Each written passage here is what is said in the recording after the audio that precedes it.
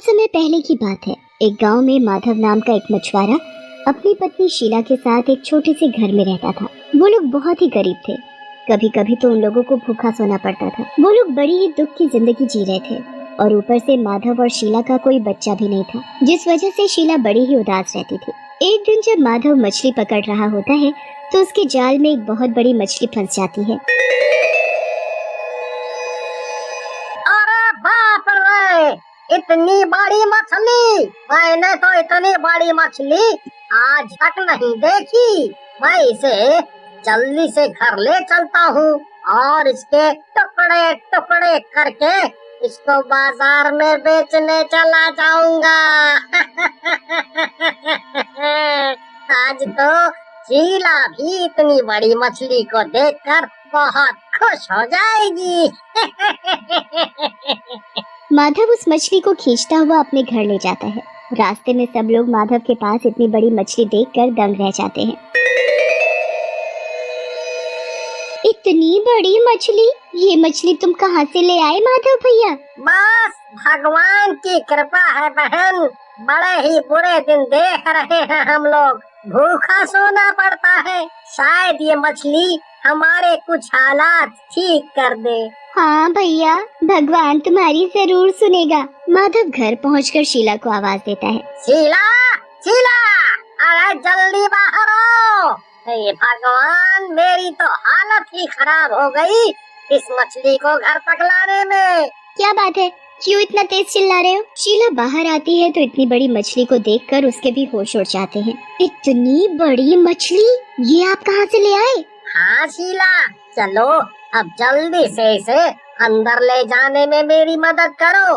माधव और शीला मछली को खींचते हुए घर के अंदर ले जाते हैं और फिर उसे एक मेज पर रख देते हैं। शीला रसोई से एक चाकू लेकर आती है और माधव को दे देती है। माधव चाकू लेकर मछली को काटने लगता है। जैसे ही मछली के दो टुकड़े होते हैं तो उसमें से एक चुड़ैल बाहर निकल आती है। मैं आजाद हो गई। तुम दोनों का बहुत बहुत धन्यवाद जो तुमने मुझे इस मछली के पेट से आजाद किया।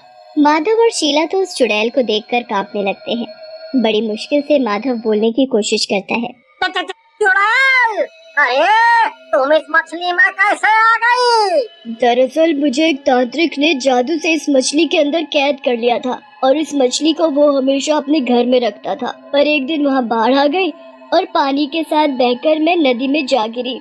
मैं कब से इस मछली के पेट में कैद थी और इंतजार कर रही थी कि कोई आएगा और मुझे आजाद करेगा। तुमने मुझे आजाद किया, मैं बहुत खुश हूँ। बताओ मैं तुम्हारे लिए क्या करूँ? तुम जो बोलोगे मैं वो कर सकती हूँ। क्या सच में? पर चुड़ैल तो बुरी होती है ना, तो तुम हमारी मदद क्यों कर रही हो? हाँ, चुड़ैल तो बुरी ही होती है। मैं भी एक बहुत बुरी चुड़ैल थी, इसलिए ही तांत्रिक ने मुझे इस मछली के अंदर कैद करके अपने घर में रख रखा था ताकि मैं किसी को कोई नुकसान ना पहुंचा सकूं। उसने मुझे कहा था कि जब तक मैं सुधर नहीं जाती वो मुझे आजाद नहीं करेगा। मैं इतने साल इस मछली के अंदर रही और बस तभी मैंने सोच लिया था कि अगर मैं कभी आजाद हुई तो एक अच्छी चुड़ैल बन जाऊंगी। पर हम कैसे यकीन करें कि तुम एक अच्छी चुड़ैल हो? कहीं तुम हमसे झूठ तो नहीं बोल रही और मौका देखकर हमें मार तो नहीं दोगी? नहीं, बिल्कुल नहीं।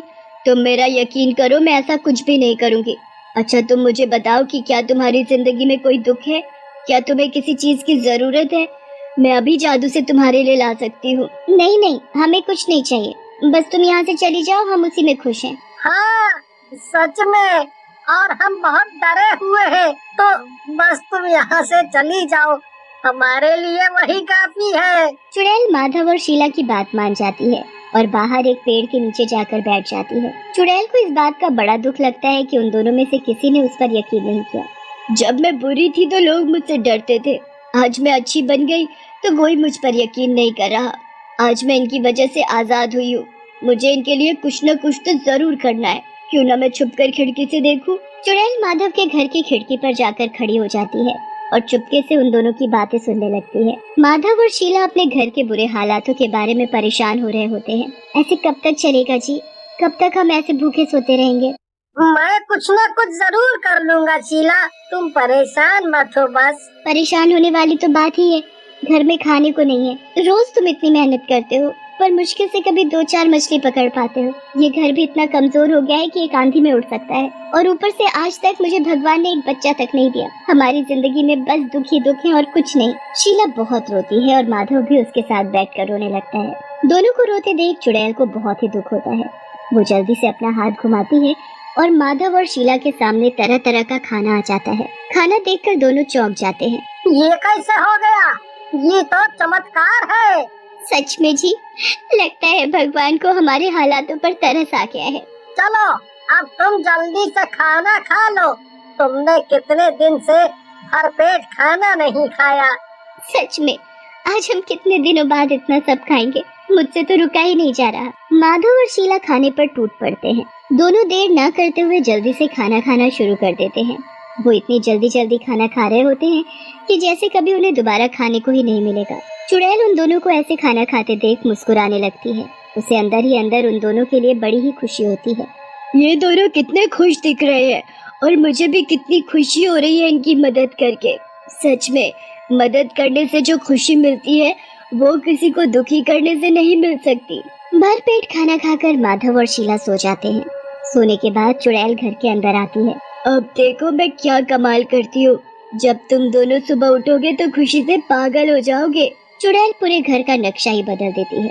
वो रातों रात उस टूटी फूटी झोपड़ी को एक सुंदर से मकान में बदल देती है। उसके बाद वो घर का सारा पुराना सामान फेंक कर उसकी जगह नया सामान रख देती है। वो रसोई को भी राशन से भर देती है।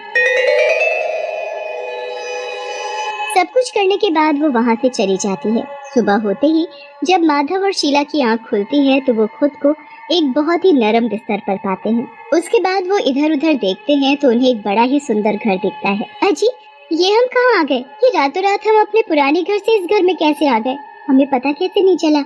ये सब कैसे हो गया? ये बात तो मुझे भी समझ नहीं आ रही, पर वो देखो उस दीवार पर तुम्हारी और मेरी फोटो टंगी हुई है। मुझे तो कुछ समझ नहीं आ रहा। चलो चल कर देखते हैं। माधव और शीला बाहर जाकर देखते हैं तो वो उनके घर के बाहर की जगह होती है। उसके बाद वो अपने घर की तरफ देखते हैं तो वो अभी भी बाहर से पहले की तरह टूटा फूटा होता है, पर जब वो अंदर जाते हैं तो उनका घर किसी महल से कम नहीं लग रहा होता। उसके बाद शीला देखती है कि पूरी रसोई राशन से भरी पड़ी होती है। मुझे तो कुछ समझ नहीं आ रहा कि ये सब कैसे हो गया। पहले वो रात को इतना सारा खाना और अब ये घर और रसोई में इतना सारा राशन। मुझे तो समझ ही नहीं आ रहा कि ये सब हमारे साथ क्या हो रहा है।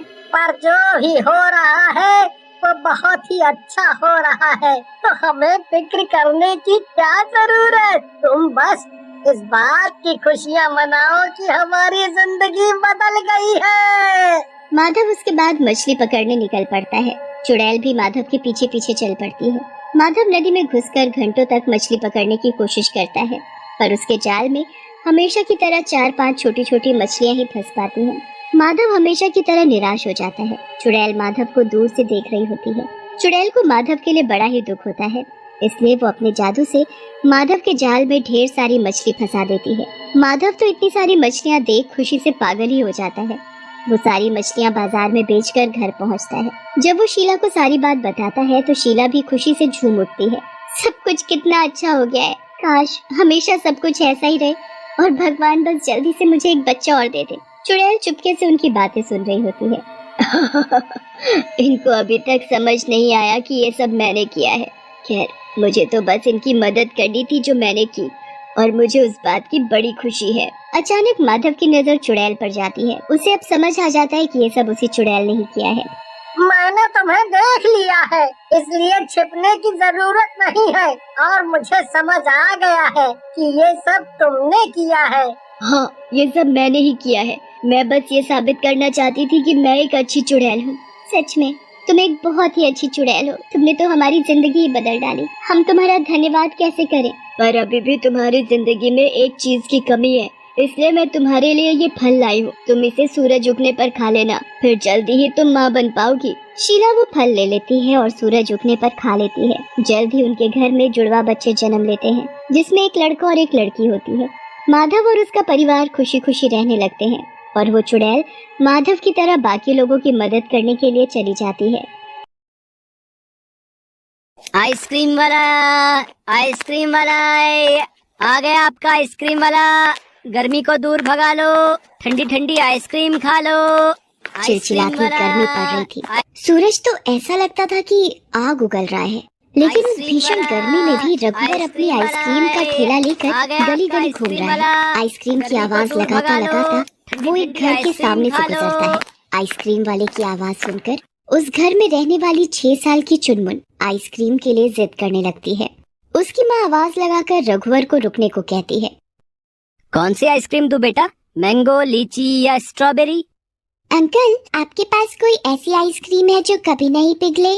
उसकी बात सुनकर रघुवर मुस्कुरा देता है। फिर चुनमुन की माँ रघुवर से मैंगो फ्लेवर की 2 आइसक्रीम लेती है। आइसक्रीम देखकर चुनमुन की आंखों में चमक आ जाती है। मम्मी, ये वाली आइसक्रीम कभी नहीं पिघलेगी। अरे बेटा, आइसक्रीम नहीं पिघलेगी तो फिर तुम कल नए फ्लेवर वाली आइसक्रीम कैसे खाओगी? ये बोलते हुए चुनमुन और उसकी माँ घर के अंदर चले जाते हैं। रघुवर अपनी आइसक्रीम की गाड़ी को लेकर फिर से आवाज लगाता हुआ आगे बढ़ जाता है। रघुवर की कमाई ज्यादा तो नहीं थी, लेकिन कम ही कमाई में वो अपनी बेटी रमैया को हर खुशी देना चाहता था। लेकिन लाख चाहने के बाद भी वो ऐसा नहीं कर पाता था। एक शाम की बात है, रघुवर ने देखा कि छोटी सी बेचारी रमैया अपनी फटी फ्रॉक की सिलाई सुई धागे से खुद से कर रही थी। इसकी फ्रॉक कितनी फट गई है, ये मुझे बोलती भी तो कुछ नहीं है। अरे नहीं बोलती तो मुझे तो इसका ध्यान रखना चाहिए ना। वो जाकर रमैया के पास बैठ गया। अरे अरे मेरी बच्ची, तुम्हारी फ्रॉक तो बहुत ही फट गई है। मैं कल ही नई फ्रॉक तुम्हारे लिए लेकर आऊंगा, ठीक है? अरे नहीं बाबा, मुझे फ्रॉक की कोई जरूरत नहीं है। अभी तो ये बिल्कुल ठीक है, बस थोड़ी फटी थी जिसे मैंने सिल दी है। अब आराम से मेरा काम चल जाएगा। रघुवर को याद है कि ये फ्रॉक उसने लगभग 2 साल पहले उसे दी थी। फ्रॉक तो पहले ही छोटी हो गई थी और ऊपर से फट भी गई थी। उसने मन ही मन तय किया कि उसे नई फ्रॉक दिला देगा। रमैया बेचारी जब मात्र 4 साल की थी तभी उसकी माँ की मौत हो गई थी। वो बेचारी तो उस समय मौत का मतलब भी नहीं समझती थी। जब वो रघुवर से पूछती कि माँ कहाँ है तो रघुवर बोलता, माँ, तुम्हारी माँ तो बहुत दूर चले गई है बेटा। कितनी दूर बाबा? बहुत दूर। वो देखो, वो आसमान में वो तारा दिख रहा है। कौन सा बाबा? अरे वो जो कुछ ज्यादा ही चमक रहा है, वही है तेरी माँ। बाबा, क्या माँ तारा बन गई है? मुझे भी बनना है तारा। उसकी बात सुनकर आंखों में आंसू लिए रघुवर रमैया को अपने सीने से लगा लेता। वो तो उसका पिता भी था, माँ भी और सबसे अच्छा दोस्त भी। रमैया पढ़ने लिखने में बहुत ही होशियार थी। गरीबी कोटे से उसका दाखिला अंग्रेजी मीडियम स्कूल में हो गया था। उस स्कूल में ज्यादातर पैसे वाले घरों के बच्चे पढ़ते। उन्हीं में से एक थी नंदिनी। वो बहुत ही जिद्दी स्वभाव की थी। एक बार की बात है, रात का समय था। ये क्या जिद है नंदिनी, चलो खाना खा लो। नहीं खाना, नहीं खाना, नहीं खाना। आप लोग कुछ भी कर लो, मुझे नहीं खाना। अरे बेटा, इस तरह जिद नहीं करते। आप जानते हैं ना पापा की जॉब में अभी दिक्कत हो गई है, इसलिए इस बार पापा हम लोगों को लेकर हिल स्टेशन नहीं जा पाएंगे। मुझे कुछ नहीं सुनना। जब तक आप लोग मुझे लेकर नहीं जाएंगे मैं खाना नहीं खाऊंगी। नंदिनी जिद पर अड़ी रही। थक हार कर उसके पापा को उससे वादा करना ही पड़ा। उस रात नंदिनी के सोने के बाद। आपने नंदिनी से झूठा वादा क्यों किया? आपकी नौकरी छूट गई है। लगभग 4 महीने हो गए आपको नई नौकरी के लिए ट्राई करते हुए। सारी सेविंग्स खत्म हो रही हैं। इस समय हमें पैसों की बहुत ही दिक्कत है। ऐसे में उसे लेकर कैसे हम घूमने जाएंगे? वो सब ठीक है नंदिनी, लेकिन मेरी नौकरी जाने में उसका तो कोई दोष नहीं है ना। तो वो बेचारी क्यों किसी बात के लिए अपना मन मारे? मैं किसी से उधार ले लूंगा।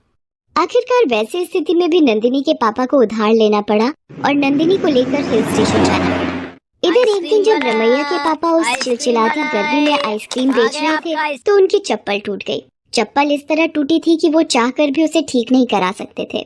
उन्हें नई चप्पल ही लेनी पड़ती। अब या तो वो नई चप्पल लेते या रमैया की फ्रॉक। इसलिए उन्होंने नंगे पांव ही आइसक्रीम बेचने का फैसला किया। शाम तक तो पूरे पैर में छाले पड़ गए थे। उस दिन जब वो अपने घर आया तो रमैया घर के दरवाजे पर ही बैठी हुई थी। उसने देखा कि उसके बाबा थोड़ा लंगड़ाते हुए आ रहे हैं। ये आपके पैरों को क्या हुआ बाबा? आप इस तरह लंगड़ा क्यों रहे हैं? और आपकी चप्पल कहाँ गई? अरे कुछ नहीं हुआ रमैया, सब ठीक है। वो चप्पल बिल्कुल टूट गई मेरी। उसकी मरम्मत तो हो नहीं सकती थी, इसलिए वो बाहर ही फेंक दी मैंने। हाँ। रात को जब रघुवर सोने की कोशिश कर रहा था, पैरों में जलन के कारण उसे नींद ही नहीं आ रही थी। तब रमैया की नजर अपने बाबा के पांव पर गई। पूरे तलवे में लाल लाल निशान पड़ गए थे। उसने उसी समय हल्दी का पेस्ट बनाया और अपने बाबा के पैरों पर लगा दिया। तब जाकर रघुवर को नींद आई।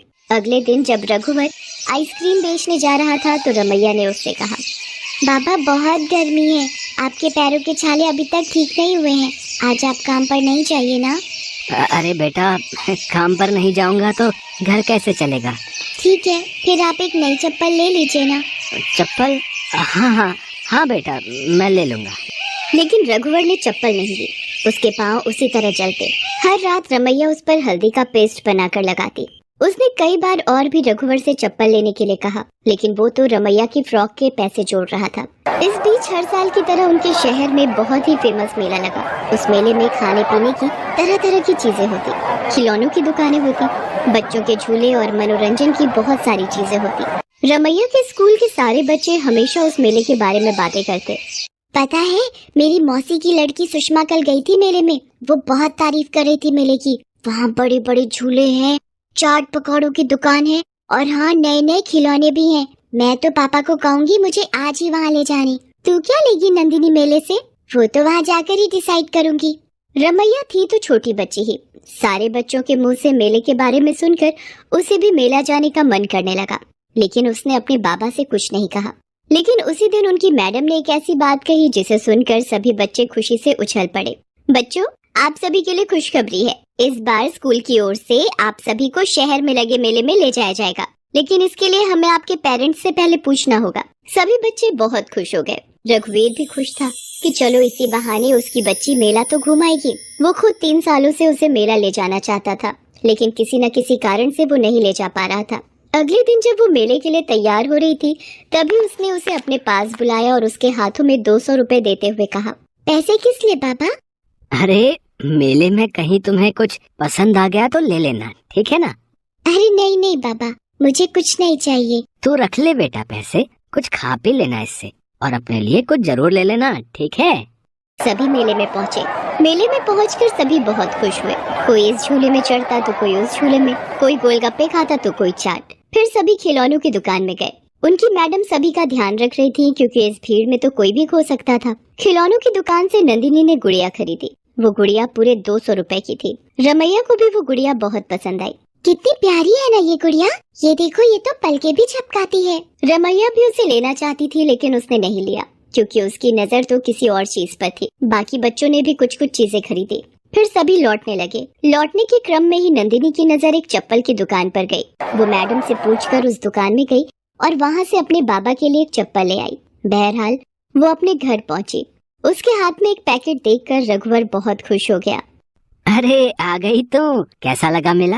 पूरी मस्ती की ना अपने दोस्तों के साथ? जी पापा। अपने लिए क्या लिया तूने बेटा, जरा देखो तो।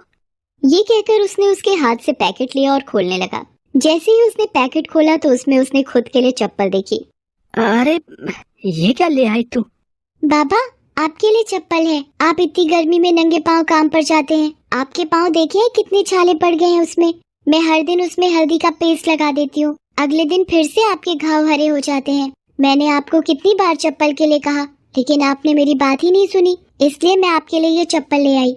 रमैया की बात सुनकर रघुवर की आंखों से आंसू निकलने लगे। उसने अपनी बेटी को गले से लगा लिया।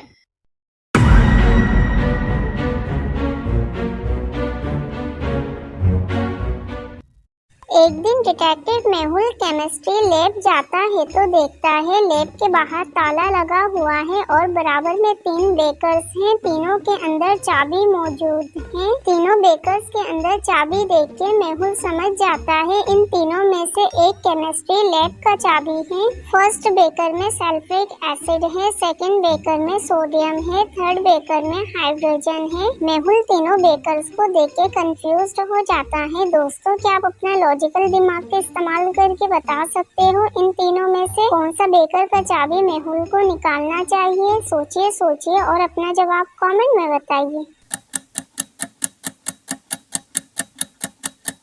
इन तीनों बेकर्स में से मेहुल सेकंड बेकर सोडियम को सिलेक्ट करेगा। सल्फ्रिक एसिड और हाइड्रोजन से मेहुल का हाथ जल सकता है, इसलिए मेहुल ऑप्शन 2 वाला सोडियम बेकर सिलेक्ट करेगा। दोस्तों, क्या आपने भी ऑप्शन 2 सिलेक्ट किया था? कमेंट में बताइएगा।